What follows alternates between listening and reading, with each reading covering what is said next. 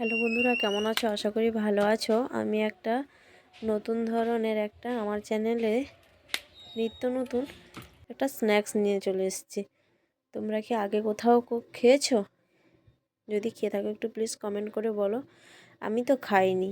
আমার মাথায় আইডিয়া এসেছিলো এভাবে যদি স্ন্যাক্সটা বানিয়ে সবাইকে পরিবেশন করি, বাড়ির সবাইকে, তাহলে কেমন হয়। তার জন্য আমি সন্ধেবেলায় বসে পড়েছিলাম এই নিত্য নতুন স্ন্যাক্সটা বানাতে। ফুলকপি, এখন তো নতুন ফুলকপি বেরিয়েছে শীতের, তার জন্য একটু ফুলকপিটা নিচ্ছি। ভালো করে জলে ফেলে নিয়েছিলাম, সেটা থেকে তুলে ভালো করে পরিষ্কার করে কুচিয়ে নিচ্ছি বঁটির মধ্যে।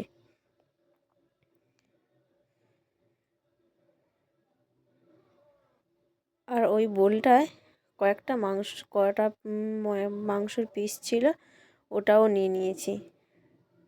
বঁটিতে একটু ছোট ছোট করে কুচি কুচি করে নেব, তারপর ব্লেন্ডারে দিয়ে দিচ্ছি।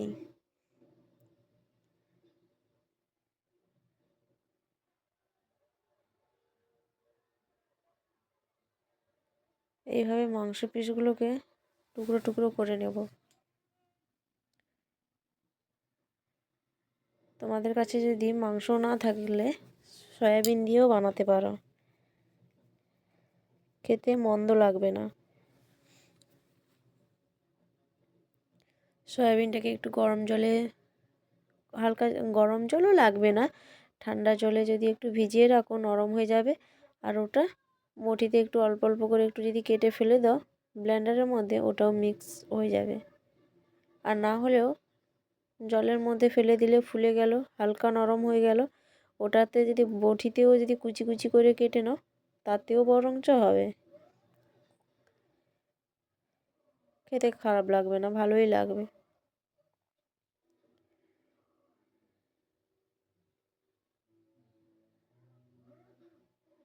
কেউ স্কিপ করবে না, স্কিপ করলে বুঝতে পারবে না। দেখতে থাকো আমার চ্যানেলে। আপনাদের তো অনেক অনেক ধন্যবাদ। আমার কিন্তু হয়ে গেছে, মাংসটা কাটা হয়ে ব্লেন্ডারের মধ্যে রাখা হয়ে গেছে। এবার দিয়ে দিচ্ছি কাঁচা লঙ্কা, যে যেমন ঝাল খাবে তেমন দেবে।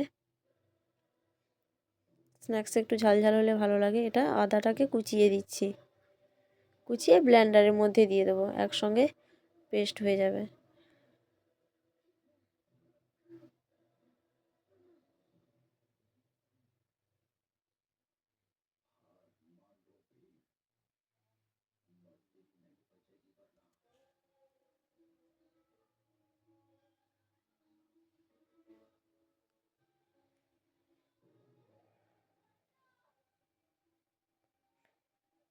থালার মধ্যে কারি পাতা আছে, পুদিনা পাতা আছে, ধনে পাতা আছে, সব রকম পাতাকে একসঙ্গে ব্লেন্ডারের মধ্যে দিয়ে দিচ্ছি, ওটাও পেস্ট হয়ে যাবে। আর প্লেটের মধ্যে রসুনটাকে থেতো করা আছে, বেটে নিইনি, রসুনটাকে থেতো করে দিয়েছি। আর এটা ধনে পাতা, এটা ছোটো ছোটো কয়েকটা পুদিনা পাতা বাড়িতে হয়েছে, তোমাদের কোনো একদিন দেখাবো। ধনে পাতাটাও দিয়ে দিলাম। চলো পেস্ট করে নিয়ে আসি। কমপ্লিট হয়ে গেছে। এবার ওই জায়গাটার মধ্যে ঢেলে নেব, বোলটার মধ্যে। পেস্ট হয়ে গেছে।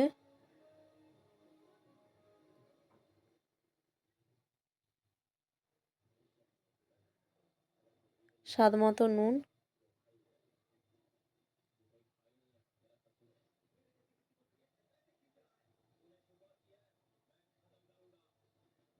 আমাদের কিন্তু সব যাই বানানো হোক না কেন, আমাদের ব্যালেন্সটা মানে এই সব জিনিস তৈরি করতে, মানে স্ন্যাক্স বলো কোনো তরকারি বলো, নুন আর ঝালটা ব্যালেন্স করে।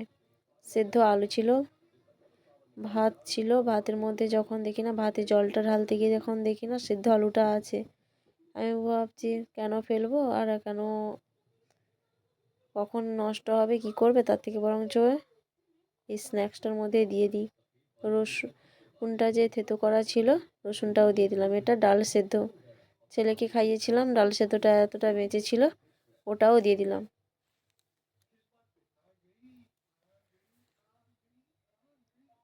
সব কটা পরিমাণ মতো দিয়েছি আর সব কটা উপকরণকে ভালো করে মাখিয়ে নিচ্ছি।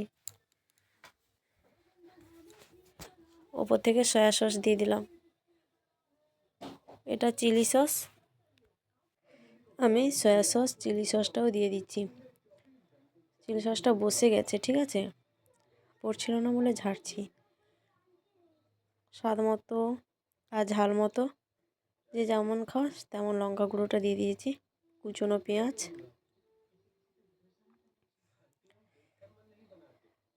চালের গুঁড়ো, এটা বেসন,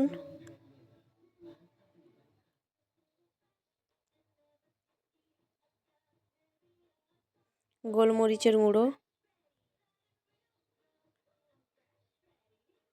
একটা ডিম দিয়ে দেব,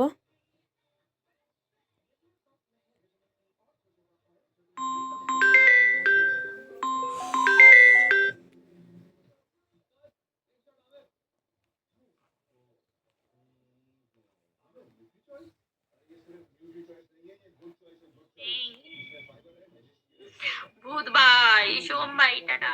যেই ভাই বলছে, যেই ভাইয়া আমার বাড়ি। চলো সব কটা উপকরণ মাখিয়ে নিয়েছি, এবার ভেজে নিচ্ছি।